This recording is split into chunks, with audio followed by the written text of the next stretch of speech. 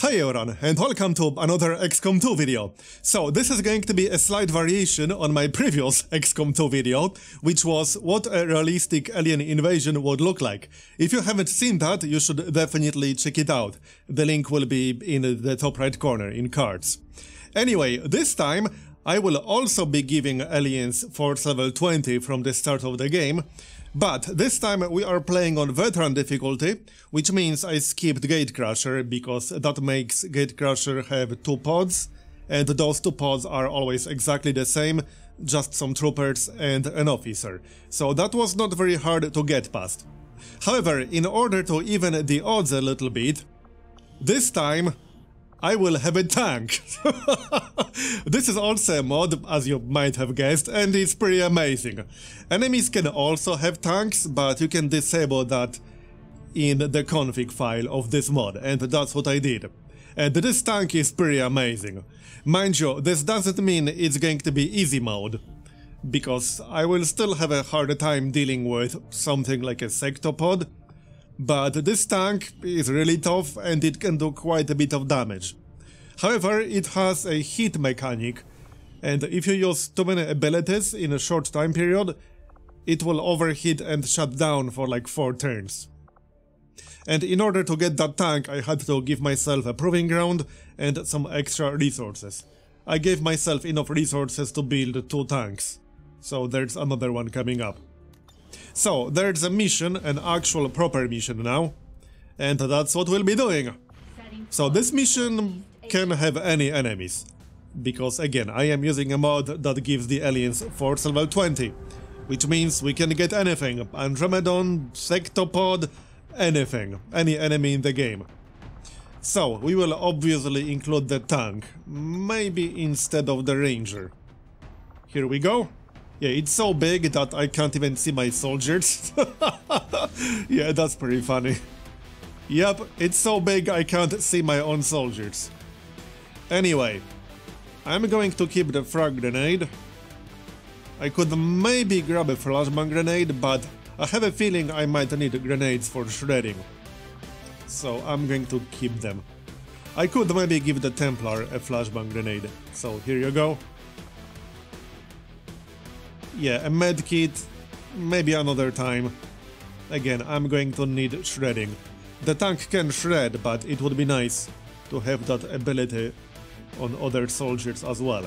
And I do have autoloader, which means I can give it to my grenadier. Here you go. Alright then, let's go. This will be fun. I have no idea if I can actually win this. It will probably depend on what exact enemies we'll get. Keep in mind, this whole setup might still be impossible. I'm not actually sure. Yes, the tank is powerful, but it can't deal with everything on his own. It also has downsides. And here's the tank. It is actually huge. And it cannot stay concealed, by the way. As soon as I move it, it will lose concealment. Which is reasonable, it's not very stealthy. I cannot, however, move it on the first turn, or attack with it on the first turn. It's effectively disabled until my second turn. Let's move our other soldiers. Okay, here's an Andromedon. Well then, that is not a great start. I was hoping for something a tiny little bit easier.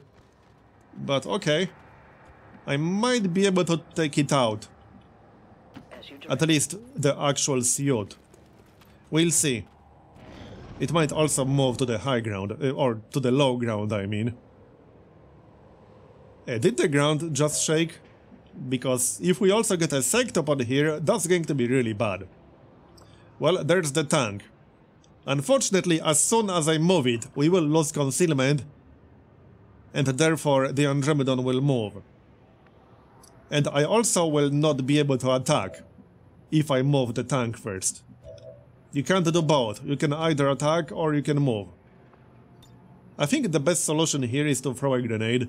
I'll kill the civilian, but that doesn't matter. Let's throw a grenade to shred the Andromedon, and maybe it will move towards us. If he moves towards us, then he might end up in range of my tank. Come on. Come closer. should assume whatever Advent is There we using go. for fuel is extremely volatile. I will have to Giving them any use opportunity to detonate a those grenade. tanks. No, it's not in range, damn it. Okay, that's really disappointing. I could launch myself and come down at the target location, because obviously all tanks can fly. That might be the best solution here. Okay, let's just do that. We'll reposition ourselves that way. That's actually kind of hilarious. There we go. I don't think you can use the tank as cover, unfortunately, which is very disappointing. What the heck do we do here? I don't want to waste all my grenades right away, but at the same time, I will definitely have to shred these guys. Yeah, I don't know about that. It might be a good idea to spread out, because the Andromedon might use his AoE, which would be really bad. It could easily kill one of my soldiers outright. Let's just shoot the Purifier. And miss terribly. Yeah, I definitely need to spread out. We'll hit the Purifier and then move out of the way. It won't kill it, but that's alright. I didn't want it to blow up in my face. Here. That will have to do. Let's see what the Andromedon will do. Now, the tank does have a lot of health and armor, but it's not immortal, far from it. Especially if it gets shredded. This is actually the best case scenario. They barely did any damage because of my armor. Okay then. So now we can use one of our primary weapons. We have Blooming Dead, which takes multiple blaster shots at the target, and each one can shred the target.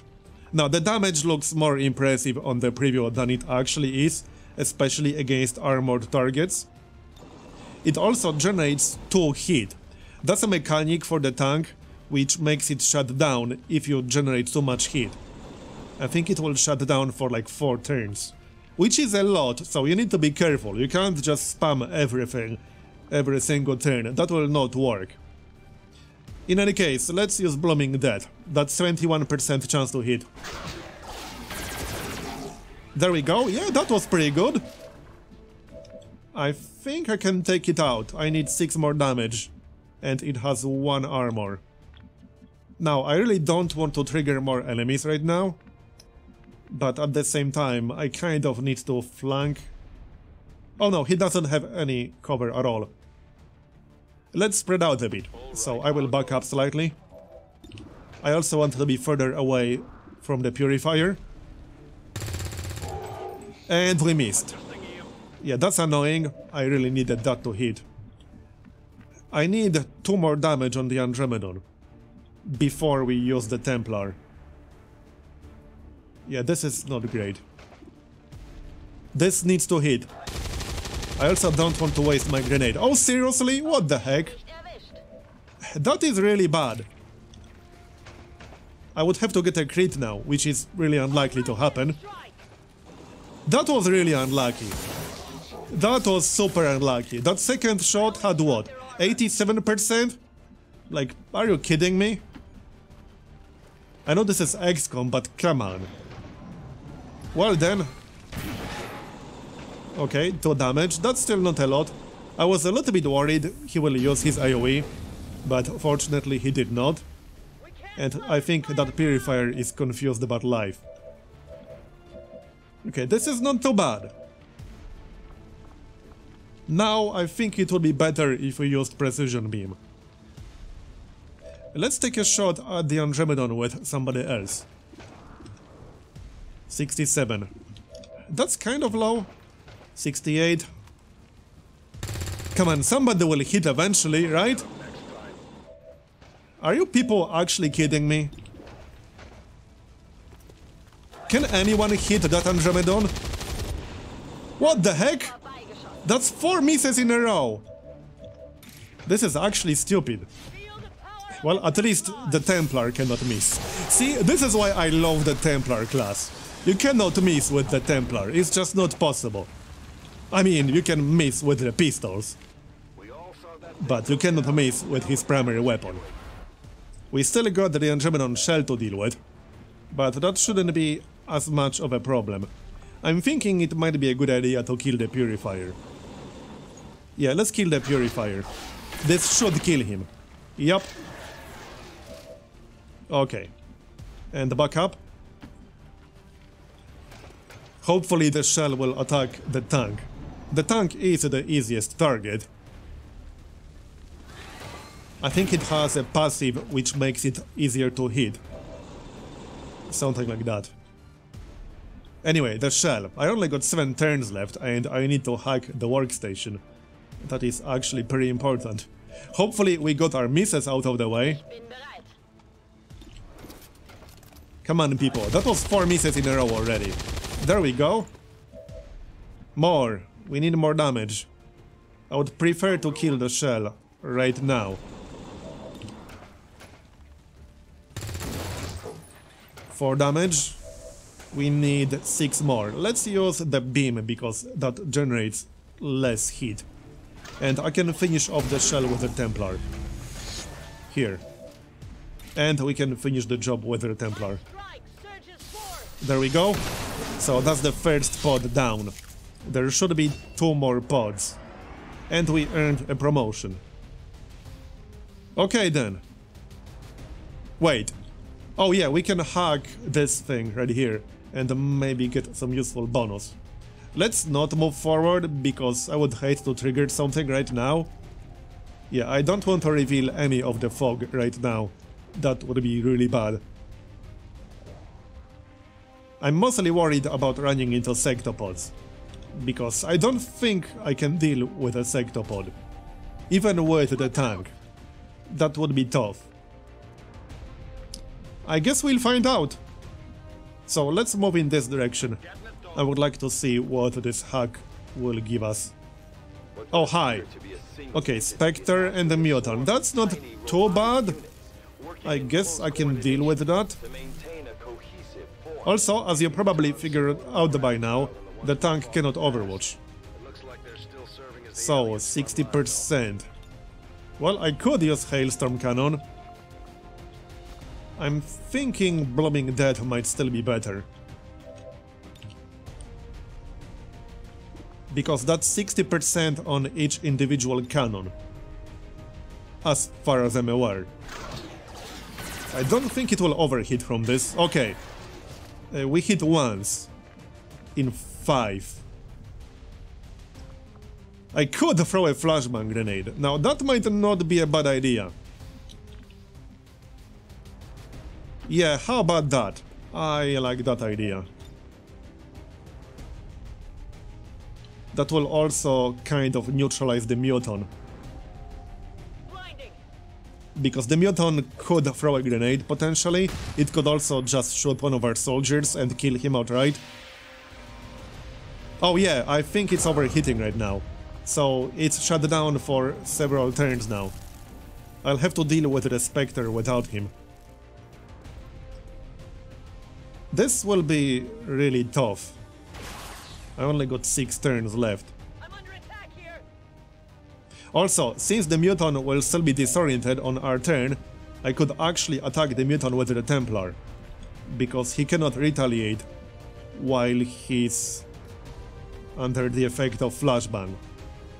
I'm thinking maybe this is a good moment to use the frag grenade. What's this hack? Blitz? What's that again? I think that gives us run and gun. But it was only 43%.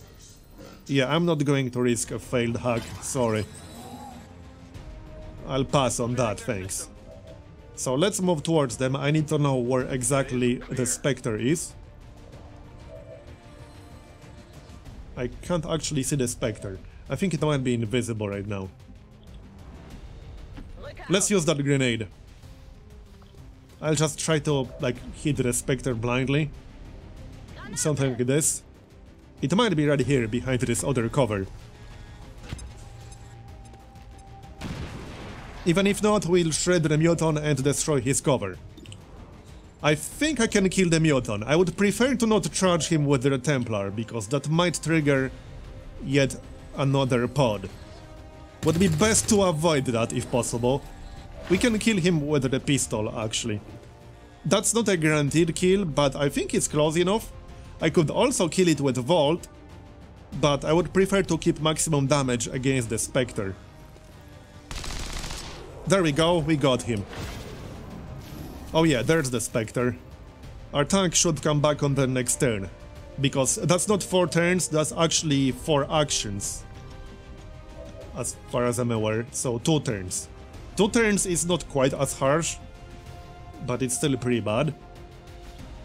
Yeah, where is that Spectre? I'm slowly running out of time. What the heck, where did he go? Well then, that makes me slightly uncomfortable. Maybe we can reveal it with the Templar. I just need to reveal it, come on. Where is it? Oh yeah, there it is. Hold on. I can hit it with the Templar. I could hit it with a grenade, but it's probably best if we keep it. 90%. And we missed. What's up with the misses in this mission? Are you actually kidding me? Seriously, this is a little bit ridiculous. I get it, this is XCOM, but come on. Well then. It will definitely get a chance to use Shadowbound, which is the special ability. I just needed to target anyone other than my Templar. So let's back up.